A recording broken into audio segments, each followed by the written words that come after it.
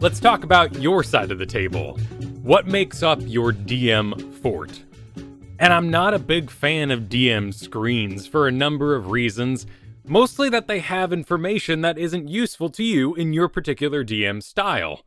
An entire fourth of the current 5th edition DM screen is dedicated to random characteristics to help people make on-the-fly NPCs. But in my opinion, random tables should only be used for things you don't want to deal with, like assigning weather for the day. That's a fine thing to have randomly generated. An NPC, though, is an opportunity to pull out characteristics from your players. If you have an elf player and a half-elf shopkeep, you don't need to randomly roll that they're nervous or that they're fidgety. You should give them characteristics that make them a paragon of their shop. After all, you don't want to waste time making 7 shopkeeps just so they can find the best cobbler in town. This should already be the most effective cobbler in town because we're just shopping for some shoes after all. Maybe he resents our elf character because it reminds him of his wayward dad who disappeared one night. Could lead to an interesting hook, an interesting story. Maybe we find that dad down the road. Randomly assigned traits are just going to cause randomly assigned adventures, and we want these things to have meaning. But it is nice to divide your table to have a space that is yours, that can't be messed with by the players, and has a number of reminders and useful tools for you to manage the game in whatever amount of rules you run your home game. And there on the DM screen is also conditions, and we all need to know conditions. That's an important thing to have available at all times. In fact, a lot of these things that are most important to running the game on a basic level, particularly when we're interacting with combat, are things that you should print out and have available on the table itself. I have, just from a hobby store, a pile of laminate. And out of that laminate, with my giant brother's printer, because I do a lot of printing for my games, I have a laminated piece of paper that hangs out in the middle of the table that has the type of actions in combat, the levels of exhaustion, the various conditions, what cover types there are, the damage types, and the range of light sources. That's something that the entire table benefits from having access to. And in our online environment, our table can still have that information on it. Doing a dark dungeon or cave is a lot of hard imagination work. What we can do to make sure that's clear at all times is on our actual playboard on Roll20 or wherever have you. You also have the stats for the various light sources. Split that responsibility. Don't put that behind the Dungeon Master's screen. We all need to be aware of what the player's light sources are and what conditions they're currently under. And now that's there for you, in the middle of the screen. The thing that you need most in the moment when you're conducting that dark adventure. If you're divvying out conditions in battle like exhaustion, poison, petrification, those sort of things can be tracked on the player's side, but in your fort, on your DM screen, is a reminder to make sure you're calling for checks on those sort of things. That things like concentration are being managed. And there we're just talking about sticky notes, things around your person that will remind you to make sure you're keeping track of concentrations, or reminding players to roll their saves on their turns. And on that light source topic, you need a note of everyone's available visions, whether your players have dark vision, low light vision, normal vision, what sort of ranges those might be at. You'll also want to include unique things about their character, such as their passive perception, so that you can be sneaky on the fly and not give away the gig by asking for everybody's passive perceptions. In fact, when we talk about making dungeons, I often mention that you're going through your own character sheets to come up with situations that they can use their various abilities in. By having that information available, we can improvise off that information, and it is certainly a part of your fort that you're building. And while I'm critiquing the official Dungeon Master's screen, I don't really think these skills and associated abilities are very useful. They're too darn small. I like to have a full printed out blank character sheet next to me, just the first page, it gets a little muddied as you go, that has those skills listed on them, from acrobatics to survival. In a physical in-person game, particularly with new players, I have one of these that I'm crossing out as I go. Every time I ask for an athletics check, I cross it out, because I've already used that check this game. I want to make sure I make my way through the full range of abilities, so everybody gets to showcase their expertise in that skill, or simply so they get to see all the possibilities of what they could be doing during a game. And when I'm playing digitally, and I'm not kidding about this, I have it open in Paint. And with MS Paint on my side screen, I just cross it out. We've used that ability for the day. Of course, there might be multiple athletics checks. That's going to happen. Everybody needs to make perception checks. I'm not so worried about those moments. I'm not worried about repeating.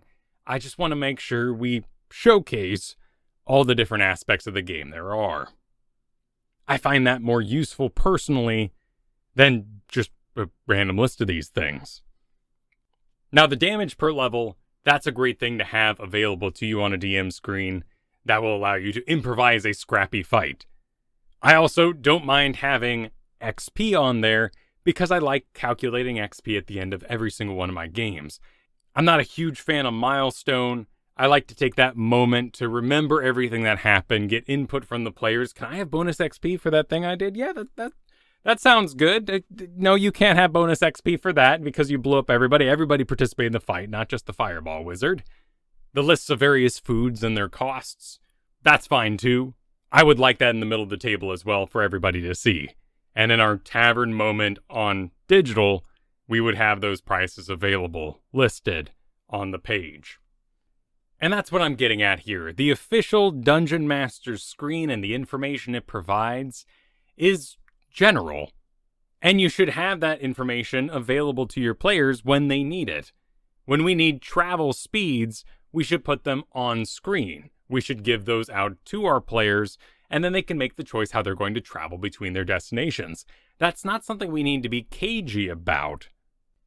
And with the digital medium we're playing in right now, I want you to take the time to streamline your game and get that image out of a book, off the website, print screen, paste in MS Paint. You don't need Photoshop.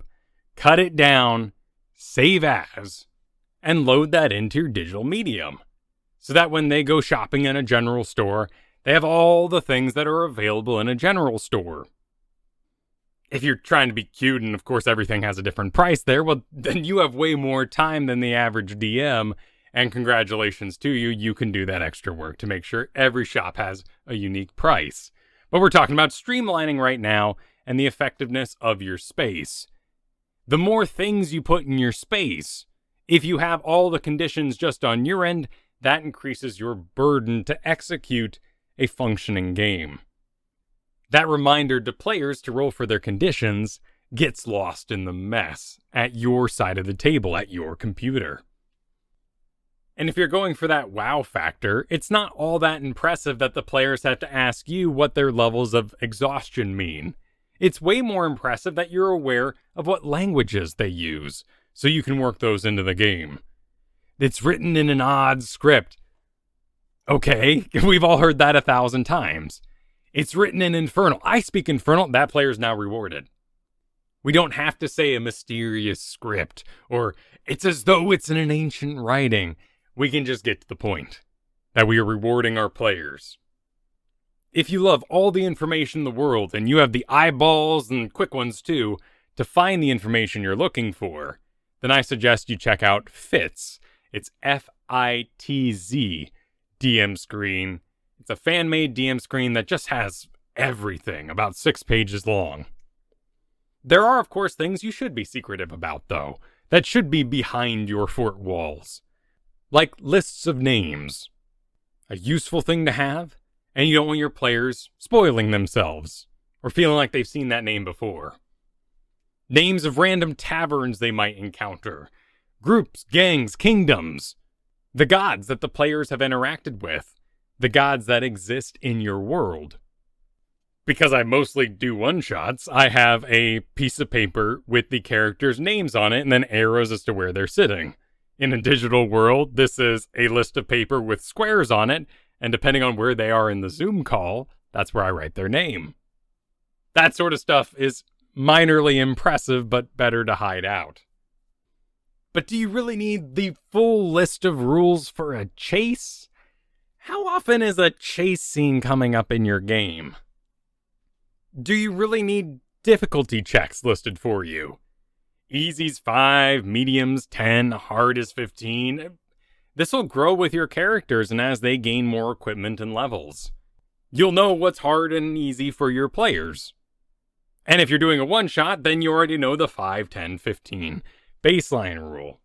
And if you want it to be harder, you make it harder. That's not information you need taking up your fort space.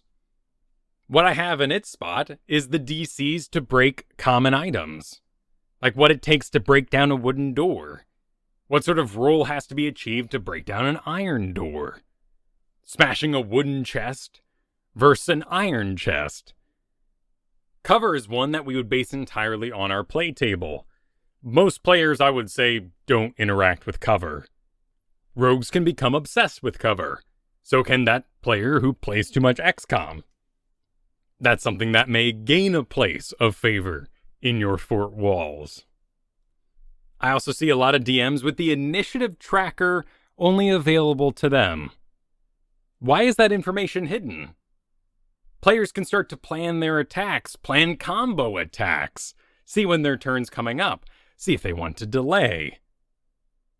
And in that note, we wouldn't want to write it down on a piece of paper because if a player does choose to delay, or for some reason gets delayed because they're moving too slow, we need to adjust their position. In home games for me, this is a simple magnet whiteboard, and I have individually on each magnet printed the characters' names, and we move them around. Then on some whiteboard magnets, I have the monsters that I can write in and add to that initiative tracker. Or I can just write straight on the board if there's too many and I'm out of magnets. So same with our paint idea, we would make small images in advance, upload them to our digital tabletop of choice, and then we can drag them around as needed. Initiative tracker tools that are built into the table are often messy. I don't really like the way they function, and when they set up an initiative, it feels very random, or it just feels like data entry. I'd rather drag things around and feel like I'm escaping a work environment. And while I'm not a fan of Dungeon Master screens, frankly, I find it more enticing to sit behind a pile of books if I want to be secretive. Kind of gives me that better fort feel too.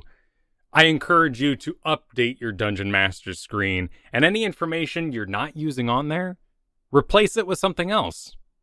Print out something that is useful to you, and a little bit of tape and just put it on there. I also don't like hiding my dice rolls from my players. There are those groups that are extremely sensitive to crits or feeling like they're getting one shot. And occasionally, and it's more just on a player-by-player basis, to keep fun at the table, you might need to fudge your rolls. But I would much rather, and I'd say 90% of the time, if not more, those dice need to be rolled publicly, on the digital tabletop space, or where people can see them. There's an exciting moment for your players when they see you go for the dice and let them loose, and wonder what that 18 means.